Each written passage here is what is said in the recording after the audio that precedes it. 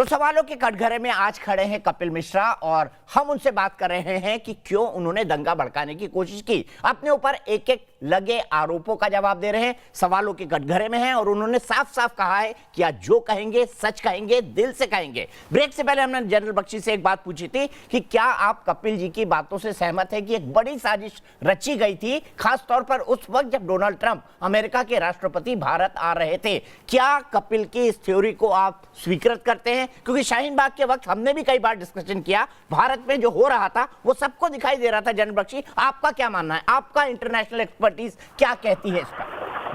देखिए, मेरा मानना यह है कि ये जायज है कि लोगों को बहुत तंग हुआ और खासकर इस तरह के दंगों से नुकसान हुआ। अब ये भी देख रहे हैं कि ये एक माहौल सा बन गया है कि जेएनयू में जब चाहो देश को तोड़ने के नारे लगाओ, कुछ नहीं होता। क्या एक्शन लिया गया है कि कृष्ण कन्हैया या जो भी है उसके खिलाफ, या ये जो वहां पे ऊट पटांग देश के खिलाफ आए, दिन तोड़ देंगे, अफजल हम शर्मिंदा हैं, तेरे कातिल जिंदा हैं। कौन है साहब अफजल के कातिल? सुप्रीम कोर्ट के जस्टिस। आप कह रहे हैं कि साहब अभी तक उनको जान से मारा नहीं, ये अभी कुछ दिनों और में हम मार डालेंगे, ये साहब आप कह रहे हैं, कोई एक्शन नहीं होता। तो इस तरह से ये कानून का एक मजाक सा बनता जा रहा है। लेकिन मैं पूछना चाहता हूं साहब, इसका तोड़ क्या है? इसका जवाब क्या है? क्या इसका जवाब कम्युनल दंगे हैं? बताइए, क्या उससे हमारे देश की छवि का फायदा होगा? उसका जवाब आपको कानून के दायरे में रहते हुए निकालना है। Because rule of law, Bharat की international image has to be maintained. इसके लिए the police has to act. आप पुलिस को सशक्त कीजिए, आप पुलिस को सपोर्ट कीजिए और let the right agency do the action in the right way. ठीक है बख्शी साहब, अच्छा हो, ठीक है, ये बात बिल्कुल ठीक है, पर आपको नहीं लगता कि दिल्ली में सीएए के प्रोटेस्ट के नाम पर लगातार हमारे यहाँ के लोग जाने या अनजाने, या कुछ लोग पॉलिटिकल डिजाइन के चलते आईएसआई और पीएफआई जैसे मॉड्यूल के साथ खेलने लगे, जिसके कारण इतनी विकट परिस्थितियां खड़ी हुई? आप मानेंगे इस बात को? आप मुझसे कह रहे? जी, आपसे ही जान रहा हूं मैं। देखिए, मैं फिर दोहराता हूं कि आईएसआई मेरी सोच में बड़ा डेलिबरेट प्लॉट बना रही है कि ये जो है प्रोटेस्ट, ये जो दंगे जो कि कोरोना के चलते बिल्कुल बैठ गए थे, बिल्कुल शांत हो गया था ये सारा मामला, लेकिन ये फिर से जो है इसको लागू करने की कोशिश की जा रही है। और मैं तो इसको जो सीमा पे हालात हैं, मैं उससे इस साजिश को जोड़ रहा हूं। तो इसको हमको डील करना पड़ेगा। लेकिन मैं फिर कहता हूं, अगर आप रूल ऑफ लॉ के तहत चलते हैं तो इसके साथ डील करने की एजेंसी है पुलिस। आपको पुलिस को स्ट्रेंथन करना पड़ेगा, आपको रूल ऑफ लॉ को स्ट्रेंथन करना पड़ेगा। ठीक है, अवधेश कुमार जी कुछ कहना चाहते हैं? अवधेश जी, फिर मैं जाऊंगा सीधे कपिल मिश्रा पर, क्योंकि कई सारे सवाल हैं जो कपिल भाई से अभी पूछना है। अवधेश जी, मेरा कहना यह है कि देखिए, चाहे वो शाहीन बाग का धरना हो या जाफराबाद हो, चांद बाग हो, यह बात सही है कि उस समय पुलिस ने रूल ऑफ लॉ के तरफ सही भूमिका नहीं निभाई, जिसके कारण लोगों में गुस्सा था। वो बिल्कुल एक अवैध, गैर कानूनी, सांप्रदायिक और भारत विरोधी धरने थे, उनको उखाड़ के फेंका जाना चाहिए था। तो अगर बिल्कुल रूल ऑफ लॉ कोई तोड़ रहा है तो उसके खिलाफ कार्रवाई पुलिस को करनी है। जब पुलिस कार्रवाई नहीं करती है तो जनता से नेतृत्व को सड़क पर उतर के विरोध करना पड़ता है। हो सकता है उस विरोध करने में कहीं कहीं लॉ टूटे, लेकिन वो लॉ इस ढंग से नहीं तोड़ा जा सकता है कि हम क्रिमिनल हो जाएं। तो इसलिए अगर उसका विरोध कहीं हुआ है तो उसको रूल ऑफ लॉ तोड़ना हम नहीं कहेंगे। एक बार जनता का विरोध भी रूल ऑफ लॉ लागू करने में प्रभावी भूमिका दुनिया में निभाती है।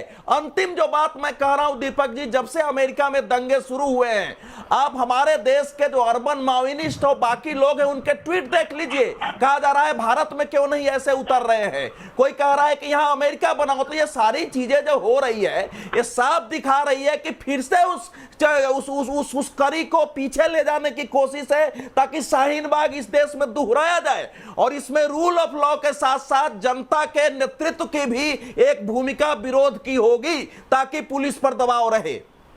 कपिल, आप विरोध की भूमिका निभाएंगे, डरेंगे नहीं? पिछली बातों से बताइए, फिर मैं आगे जाता हूं। आप पर क्या क्या आरोप लगे? मैं आपको दोबारा ये बात कहना चाहता हूं कि जो किया उस पर गर्व है और आवश्यकता पड़ेगी तो दोबारा करेंगे। अपनी सड़कें, अपनी गलियां, अपने स्कूल, अपने अस्पताल, अपनी नौकरियां किसी को बंद नहीं करने देंगे। ये बिल्कुल स्पष्ट है।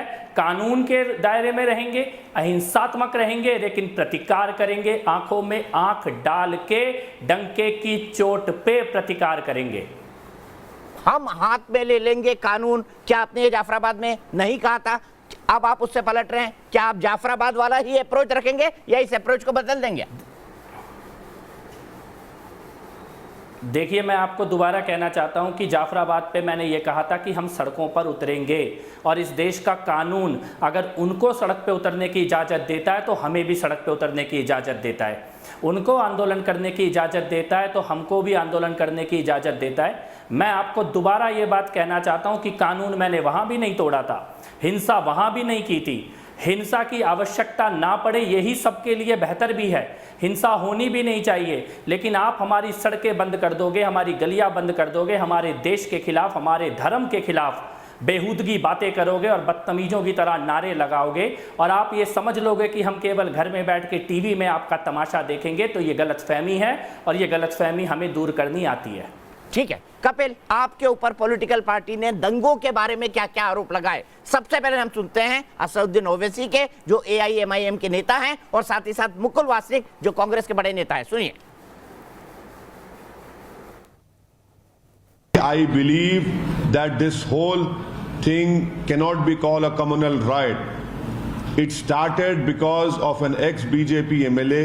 He stood shoulder to shoulder with a concerned DCP who's an IPS officer and openly gave an ultimatum.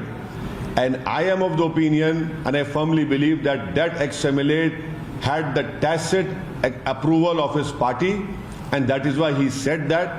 And that is the point where this violence started. There are media reports, genuine media reports, that stones were brought in and kept at certain places. हमारी ये मांग रहेगी कि अनुराग ठाकुर, परवेश वर्मा, कपिल मिश्रा, अभय वर्मा, इनके ऊपर बगैर कोई समय और अधिक लेते हुए FIR दर्ज हो और कानूनी कार्रवाई उनके ऊपर शुरू होनी चाहिए। दो टूक सवाल। आपने, कपिल, आप पर आरोप है, आपने पत्थर, असला, दुनिया भर के दंगे के सामान इकट्ठे किए। कितनी हकीकत है? और लोग कह रहे हैं कि चूंकि कपिल बीजेपी के हैं इसलिए इस बारे में कपिल की जांच नहीं हो रही है। क्या सच है?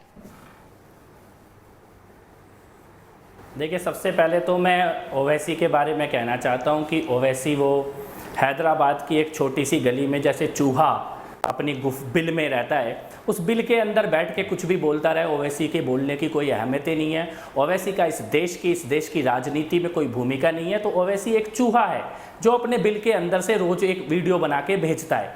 तो ओवैसी जैसे लोगों की कोई हैसियत नहीं है, कोई औकात नहीं है, उनकी बातों को गंभीरता से लिया नहीं जाना चाहिए। उनकी जो जगह है, जितने MP है भाई, वो रहते हैं उस बिल से एक पार्टी के नेता हैं, MP है वो, देश की सबसे बड़ी पंचायत के सदस्य हैं, चुने हुए प्रतिनिधि है। कपिल, आप कैसे चूहा कह सकते हैं उनको? आपने मुझसे, अगर हैदराबाद की उस 4 गलियों से बाहर ओवैसी का कोई अस्तित्व नहीं है और मेरे को लगता है उस बिल के अंदर ही उनकी भलाई है, उसके बाहर वो दिल्ली की तरफ ना देखें ना बोलें, यही उनके लिए भी ठीक रहेगा। जहाँ तक कांग्रेस पार्टी के बयान की आपने बात की है, तो मैं ये कहना चाहता हूँ कि कांग्रेस का खुद का निगम पार्षदा ईशा जहाँ वो जेल में है, अभी बेल लिए उन्होंने अपनी शादी के लिए, दंगे कराने के लिए, हथियार रखने के लिए। आम आदमी पार्टी के ताहिर हुसैन के घर की छत से मिले थे बम और पत्थर और गुलेल, और राजधानी स्कूल में बनाया गया था वो किला जिससे दूर दूर मंदिरों तक के ऊपर बड़े बड़े बम फेंके जा रहे थे। वो कपिल मिश्रा के घर से नहीं मिले हैं बम, कपिल मिश्रा की छत पे पत्थर रखे हुए नहीं मिले हैं। पिंजड़ा तोड़ ग्रुप का जो व्हाट्सएप मैसेज गया है वो एक खास धर्म के लोगों को कह रहे थे कि अपने घर में एसिड इकट्ठा करो, पत्थर इकट्ठे करो, गलियों में लोहे में करंट फैला दो। ये सारे पहले से मैसेज भेज दिए गए थे 22 फरवरी और 23 फरवरी से पहले। 75 बुलेट्स अनअकाउंटेड की किसके ऊपर चलाई गई अभी तक पुलिस को मिली नहीं है। ये ताहिर हुसैन के यहाँ से मिला है, मेरे यहाँ से नहीं मिला है। लेकिन बेशर्मी देखिए, बदतमीजी देखिए, कांग्रेस, आम आदमी पार्टी और कई बड़े बड़े पत्रकार भी आज तक ताहिर हुसैन का नाम लेने से डरते हैं, ईशा जहां का नाम लेने से डरते हैं, उमर खालिद का, सफूरा जरगर का नाम लेने से डरते हैं। उनके लिए कैंपेन चलाए जाते हैं कि उनको जेल से बाहर निकाल दो, जिनके घरों में बम मिल रहे हैं, जिनके घरों में पत्थर मिल रहे हैं, जिनके घरों में हथियार मिल रहे हैं, और कपिल मिश्रा को जेल में डाल दो। मेरे घर से बम मिले तो मेरे को जेल में डाल देना, लेकिन जिसके घर से बम मिलते हैं कोई इस गलतफहमी में ना रहे कि अपनी छतों पे पत्थर इकट्ठे कर लेगा, अपनी छतों पे बम इकट्ठे कर लेगा और इस देश की जेल से बाहर रह लेगा। हम रहने नहीं देंगे बाहर।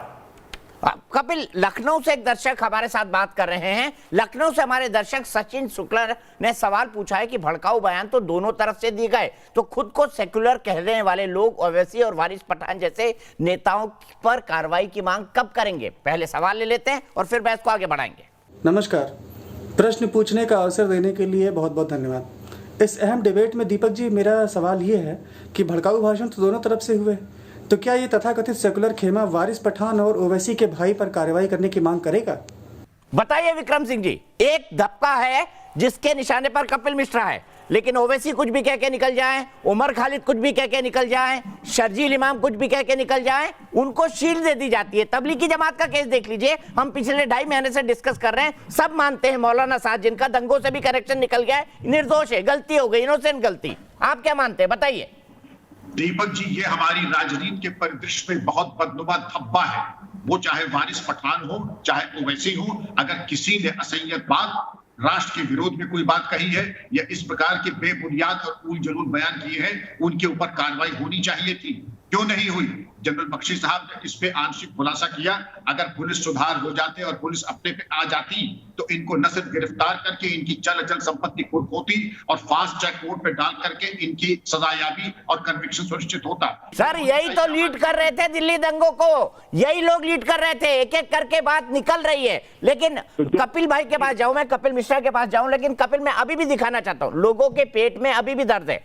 आपसे पुलिस की पूछताछ मेरे ख्याल से हुई होगी, आपके बयानों के बारे में आपसे पुलिस ने संपर्क किया होगा, नहीं होगा, मैं इस पे ऑथेंटिक तौर पर कुछ नहीं कह सकता। लेकिन 2 डिस्कशंस किए हमने चार्जशीट होने के बाद, दोनों डिस्कशनों में यही बोला जा रहा है कि कपिल मिश्रा गिरफ्तार क्यों नहीं है। ताहिर हुसैन पे वो कुछ नहीं बोलते, सिर्फ सवाल उनका है कपिल मिश्रा गिरफ्तार क्यों नहीं है। आपत्ति क्या है ऐसे लोगों की, आइए देखते हैं। इसमें एक शोएब जमाई है जो कपिल मिश्रा पुलिस के सामने ये धमकी देता हो कि 3 दिन के अंदर में हम इसको खाली करा देंगे, और उसके बाद दूसरे दिन से ही सैकड़ों की तादाद में से लोग लेकिन कपिल मिश्रा, मैं जानना चाहता हूं आपसे, जब लोग इस तरह की मांग करते हैं तब आपके मन में क्या आता है? स्केपगोट बनाया गया, सिर्फ कपिल मिश्रा का ही नाम क्यों? आपको क्या लगता है? या आपको लगता है चलो ठीक है मेरे लिए तो पॉलिटिकल फायदा होगा, या आपके मन में कोई अफसोस होता है कि मुझे क्यों बनाया जा रहा है बलि का बकरा? नहीं, देखिए, ये पहली बार नहीं हो रहा इस देश में। इस देश में हमेशा ही ऐसा हुआ है। इस देश में 2002 में भी जब गोधरा कांड हुआ, उसके बावजूद उस वक्त जो मुख्यमंत्री थे नरेंद्र मोदी जी, उनके खिलाफ किस प्रकार का जहरीला अभियान 15-20 सालों तक, और कुछ लोग तो आज तक भी चलाते चले आ रहे हैं, वो इस देश ने देखा है। यूपी के मुख्यमंत्री जो आज हैं, उनके खिलाफ किस प्रकार का जहरीला और झूठ से भरा हुआ अभियान चलाया गया। भारत के यशस्वी गृह मंत्री अमित शाह जी के खिलाफ किस प्रकार का जहरीला और झूठ से भरा हुआ अभियान चलाया गया। इस देश में एक गैंग ऐसा बन चुका है, जो कोई भी सच बोलेगा उसके खिलाफ बोलेंगे, जो कोई भी हिम्मत से सामने आएगा उसके खिलाफ बोलेंगे। मेरे से इन लोगों की केवल इतनी सी दुश्मनी है कि इनको लगता है कि इनका खेल सही चल रहा था, सड़कें बंद थी, शाहीन बाग बंद था, जाफराबाद बंद था, चांद बाग बंद था, खुला तमाशा चल रहा था, बम इकट्ठे हो रहे थे, पत्थर इकट्ठे हो रहे थे। ये बीच में कौन आ गया? जिसने सामने से नहीं, आके लोग तो बोला कह रहे हैं हम ये कि नहीं ताहिर होने हुसैन और देंगे, आप हमारी एक हैं। सड़कें खाली करो। कपिल यहाँ से मैं डेविएट नहीं करना चाहता, लेकिन लोगों का तो ये कहना है कि जो गलती ताहिर हुसैन ने की वही तो गलती कपिल शर्मा ने की है। कपिल शर्मा के कहने पे तो ताहिर हुसैन ने पत्थर जमा क्या किया मेरे और घर आप पर की- तो आरोप लग रहा है कि आपने तो अपने बीजेपी के कहने पे पत्थर जमा किए, खुद ओवैसी साहब ने लगाया। क्या मेरे घर की छत से पत्थर मिले हैं क्या? मैं तो कहता हूं ओवैसी एक चूहा है जो हैदराबाद के बिल में रहता है, उसकी बात की कोई वैल्यू नहीं है। लेकिन पत्थर किसके घर से मिल रहे हैं, बम किसके घर से मिल रहे हैं, वो आदमी फोन पे किससे बात कर रहा था, उसको बचाने के लिए संजय सिंह सामने आए थे, आम आदमी पार्टी के सारे प्रवक्ता सामने आए थे, उनका विधायक अमानतुल्लाह खान अभी तक ताहिर हुसैन के पक्ष में ट्वीट कर रहा है, जावेद अख्तर जैसे बड़े बड़े लोग अभी तक ताहिर हुसैन के पक्ष में ट्वीट कर रहे हैं। इन लोगों को शर्म नहीं आती क्या? बम मिल गए, हथियार मिल गए, पत्थर मिल गए, अंकित शर्मा जैसे देशभक्त आईबी के ऑफिसर के कत्ल में चार्जशीट हो गई, उसके बावजूद भी बचाने की कोशिश कर रहे हैं और तुलना मुझसे कर रहे हैं क्योंकि मैंने सड़क खुलवाने की बात करी। मैं एक बात डंके की चोट पे आपके चैनल पे कहना चाहता हूं, इस देश में अब जहां जहां कोई शाहीन बाग बनाने की कोशिश करेगा वहां वहां कोई ना कोई कपिल मिश्रा जरूर खड़ा होगा। ये तो बात धमकी अच्छी है तरह कपिल, लोगों इसको को धमकी समझ माना लेनी जाएगा। चाहिए। क्यों, इसमें धमकी वाली कौन सी बात है? जो लोग आपके विरोधी हैं या जो इंटरप्रेट करेंगे या मिडिल लेवल के लोग होंगे जो ना इस तरफ है ना उस तरफ है, वो तो फिर कह देंगे देखिए कपिल मिश्रा एक बार फिर धमकी दे रहे हैं। नहीं, इसमें धमकी क्या है? आप शाहीन बाग बनाने की कोशिश करोगे तो कोई ना कोई कपिल मिश्रा आपके सामने आके खड़ा होगा और आंखों में आंख डाल के बोलेगा कि ये सड़कें बंद नहीं होने देंगे। इसमें क्या धमकी है? ये बिल्कुल सीधी बात है कि शाहीन बाग मत बनाओ भैया, अपना काम धंधा करो, रोजगार करो, अपने कागज ढूंढ लो जो तुम्हें मिल नहीं रहे हैं, वो कागज ढूंढने में अपनी टाइम और एनर्जी लगाओ। ये फालतू की गतिविधियां इस देश में नहीं चलने देंगे। अगर तुम्हें लगता है कि जो आज अमेरिका में हो रहा है वो हिंदुस्तान में दोबारा कर दोगे, नहीं होने देंगे, नहीं होना चाहिए, नहीं होने दिया जाएगा। ठीक है जनरल बख्शी, मैं आपसे जानना चाहता हूं, ये लोग जो दिवा स्वप्न देख रहे हैं, देखिए अमेरिका में हो गया, चाइना बड़ा खुश है क्योंकि अमेरिका चाइना पर बराबर दबाव डाल रहा था कोरोना के चलते, वहां पर जातीय हिंसा हो गई, नस्लीय हिंसा हो गई, कुछ लोग यही करने की दिल्ली में ख्वाब देख रहे हैं। आप सोशल मीडिया पर उनकी इस उम्मीदों को देख सकते हैं। ऐसे लोगों को क्या कहेंगे जिसका जो कपिल मिश्रा जी ने भी किया? नहीं, ऐसे लोगों के खिलाफ एक्शन होना चाहिए। अरे साहब, अभी से नहीं, मैं तो कितने 5 सालों से, गत 5 सालों से जेएनयू में मैं कितनी बारी जा चुका हूं। जेएनयू में हमने कितनी बारी कहा है कि जिन लोगों ने इंडियन आर्मी दे रगड़ा, सीआरपीएफ दे रगड़ा, ऐसे जो ऊट पटांग बयान दिए हैं, देश विरोधी, देश को तोड़ने के जो बयान दिए हैं, उनके खिलाफ क्या एक्शन हुआ है? उनके खिलाफ एक्शन होना चाहिए। किस प्रकार का एक्शन होना चाहिए? लीगल, कानूनी एक्शन। ठीक है साहब, वो कन्हैया की चार्जशीट बनते बनते 3 साल लगे, उसके बाद जो यहाँ दिल्ली की सरकार है वो उसके ऊपर कितने सालों से बैठी, फिर जाके परमिशन दी, अभी तक क्या हुआ? ठीक है साहब, आपको फास्ट ट्रैक करने पड़ेंगे ये केस और आपको एक्शन लेना पड़ेगा। लेकिन मेरी सिर्फ एडवाइस ये है, बाकी लोगों को, मैं जानता हूं लोग जो परेशान है उनका गुस्सा तो उबलेगा, लेकिन अगर हम भी उसी स्तर पे आ जाएं और रॉयट का जवाब रॉयट से देना शुरू करें तो we have played into their hand. हम बिल्कुल उनके हाथों में अब खेल गए हैं, उसकी चाल सफल है। ठीक है, कोर्ट में डिसाइड होना है। अब मुझे बताइए कपिल मिश्रा जी, आपके खिलाफ कई अर्जियां गई, हाई कोर्ट में गई, सुप्रीम कोर्ट में गई, लोअर कोर्ट में गई, क्या स्टेटस है और कौन कौन लोग उन अर्जियों के बाद एफआईआर के दायरे में आ चुके हैं? क्योंकि आपकी तरफ, दूसरी तरफ से गई, जैसे हर्ष मंदर ने डाली, कुछ और वकीलों ने डाली, बाकी कुछ और वकीलों ने डाली, क्या स्टेटस है? आपके खिलाफ एफआईआर क्यों नहीं हो पाई? क्योंकि मामला तो पहले दिन से हाई कोर्ट और सुप्रीम कोर्ट के अंदर है। नहीं, देखिए, एफआईआर के लायक कोई बात निकलेगी तब तो एफआईआर होगी। हाई कोर्ट में भी गए हैं और सुप्रीम कोर्ट में भी गए हैं, और उन्होंने केवल मेरी, प्रवेश वर्मा जी की और अनुराग ठाकुर जी की क्लिप दी थी। हमने वहाँ पे सोनिया गांधी जी की क्लिप भी दे दी, ओवैसी की क्लिप भी दे दी, वारिस पठान की क्लिप भी दे दी है, अब उमर खालिद की क्लिप भी दे दी है, सफूरा जरगर की क्लिप भी दे दी है। और किसके कहने से कौन भड़क सकता है और किसके कहने से दंगा हो सकता है, माननीय न्यायालय, उच्च न्यायालय, उच्चतम न्यायालय इसका निर्णय करेगा। लेकिन मैं दोबारा एक बात कहना चाहता हूँ, इस देश में वामपंथी नक्सलवादियों का और इस्लामिक आतंकवादियों का और उनका समर्थन करने वाली राजनीतिक पार्टियों का समय पूरा हो चुका है। ये इस देश में नहीं चलेगा, करने की कोशिश मत कीजिए। एक्सपायरी डेट हो चुकी है इस प्रोडक्ट की, इसको इस्तेमाल करना बंद कर दीजिए, नहीं चलने देंगे।